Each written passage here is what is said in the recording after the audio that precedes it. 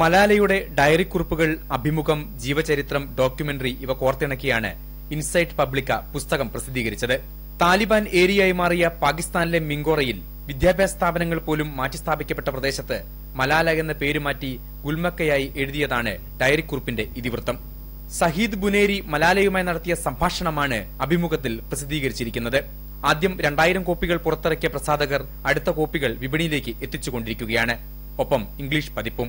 ഈ ഒരു പ്രതികരണം നമ്മൾ വളരെ ആവേശഭരിതരാക്കുന്നുണ്ട്. ഒന്ന്, വായനക്കാരുടെ ഭാഗത്തുനിന്നും മാധ്യമങ്ങളുടെ ഭാഗത്തുനിന്നും കുട്ടികളുടെ ഭാഗത്തുനിന്നും ഉണ്ടാകുന്ന പ്രതികരണം. 10 ദിനരാത്രങ്ങൾ കൊണ്ടാണ് ലോകത്തെമ്പാടു നിന്നും ലഭിച്ച മലാലയുടെ വിവരങ്ങൾ കോർത്തിണക്കാൻ ഇവർക്ക് കഴിഞ്ഞത്.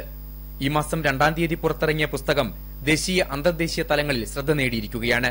ഡോക്യുമെന്ററിയുടെ ഭാഗങ്ങൾ ഉൾപ്പെടുത്തിയിരിക്കുന്ന പുസ്തകത്തിൽ ചിത്രം കണ്ടതിനു ശേഷമാണ് തിരക്കഥ തയ്യാറാക്കിയിരിക്കുന്നത്. തിരക്കഥ ലഭ്യമായിരുന്നില്ല എന്നുള്ളതായിരുന്നു ഏറ്റവും വലിയൊരു വിഷയം.